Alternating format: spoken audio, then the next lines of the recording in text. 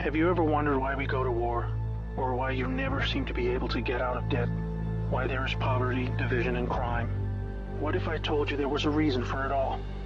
What if I told you it was done on purpose? What if I told you that those who were corrupting the world, poisoning our food, and igniting conflict were themselves about to be permanently eradicated from the earth? You might think that an idealistic fantasy. Well, let me tell you a story. We acknowledge there are criminals, of course. They rob your house, they steal your phone. They can murder you too if they think they can get away with it. We have all experienced criminals in one way or another. Criminals, as we know, are those who choose personal gain over the rights of others and have no regard for the law. But here's where you need to expand your thinking. Criminals can also succeed in business and politics and can be elected as our leaders. If a criminal became the president, imagine what they could achieve. They could use the full weight of their executive power to commit much larger crimes and ensure they and their friends were enriched to the fullest extent possible. A criminal president could create alliances with other criminal presidents and then collaborate on more global criminal activities. Anything goes. Drug running, human trafficking, whatever makes the big bucks. The 20th century was turbulent with war, economic disaster, famines, and displacement. We have always accepted these things as just human nature, and simply the way the world works. Something inevitable, and due to the weaknesses of human nature that drive us to these actions. This is where we were all tragically wrong. You are not a criminal. I'm not a criminal. So how can we just assume that it is human nature that is driving all this pain and misery? What if it wasn't human nature at all, and as a result of something more deliberate? We were taught that capitalism was the cause of a massive rich-poor divide and the reason for poverty, which in turn is the reason for war, crime, and starvation. Others were taught that communism, the system of equal wealth across all people, was really to blame for the mess. But you see, folks, it is none of these things. It is not our nature to fight and be racist. It is not in our nature to rob from others. What you must learn is that it was the criminals all along. Yes, they got power. More power than a criminal should ever have. They rose to the top of media companies that control our news and entertainment. They ascended to the top of the banking system, also to the Oval Office, to Brussels, to the Vatican, to the Crown. They crept in quietly. They became leaders of agricultural companies who have control over our food supply. Also big pharmaceutical companies, the ones we trust to help us when we're sick. Nobody stopped them, and they just recruited more criminals to help them. First, they accumulated the world's wealth. They invented a system of money called central banking, which lends money to governments with interest, placing countries into eternal debt. People's wealth got less. Their wealth got more.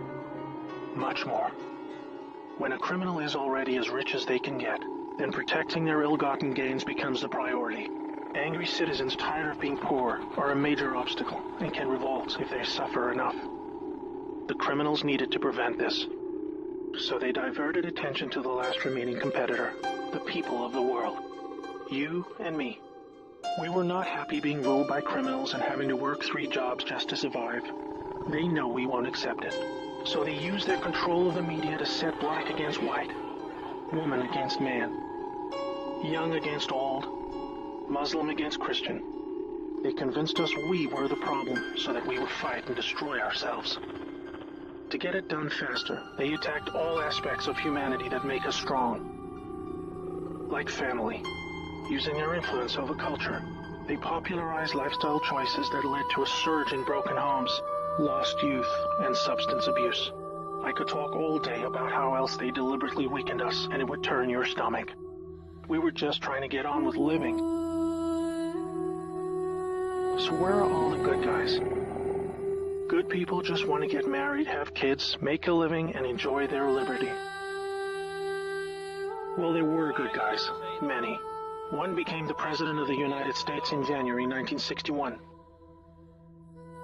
He knew about these criminals and wanted them gone. He knew their intentions for us all, and he wanted to fight them. Sadly, he had no idea how powerful they had become. Reagan also had good intentions for the American people. He knew this criminal mafia controlled almost everything by this stage, including the powerful rogue intelligence agencies. His economic policies were promising, but the criminals needed a weak America to hold on to their power. Reagan was shown with a bullet that a growing U.S. economy and prosperous citizens were not what the criminals wanted. It was looking pretty grim for good people. Every time someone wanted to stand up and do the right thing, they got stopped. Were we ever to be freed? These criminals are also known as the Deep State, or Cabal, because of how they control things behind the scenes.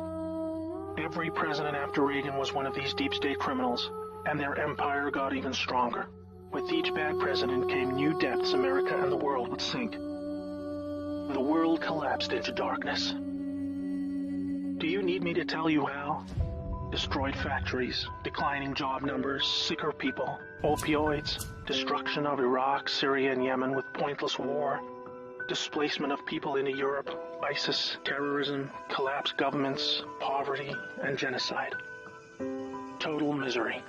Do you think that was inevitable? Hell no. Well, here is where things start to take a new turn. When the full picture comes to be known, it will forever be regarded as the greatest story ever told. Well, here is the top line. Some good people still held positions of power. They valued humanity and the rule of law. While the criminals discussed their game plan at the annual Bilderberg meetings, the good guys were making plans of their own. The information age was coming to change history forever.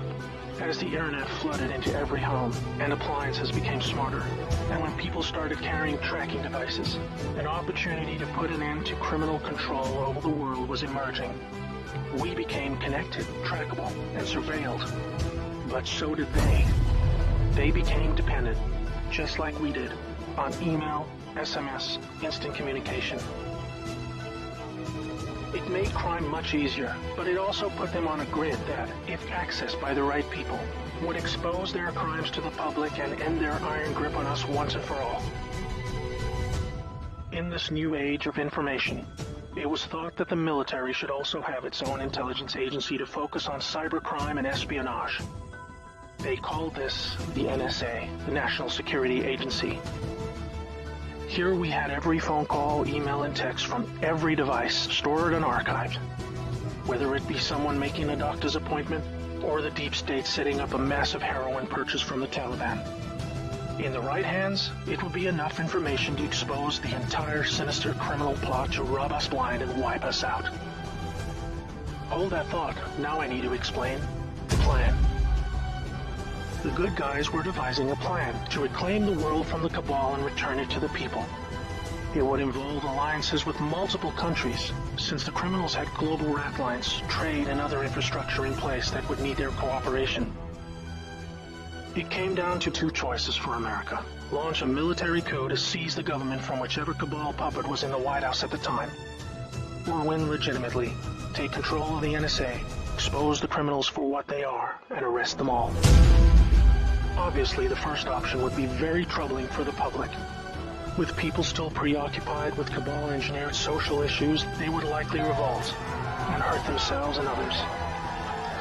No, it would have to be the latter. So they needed a candidate who could win, and who could win big.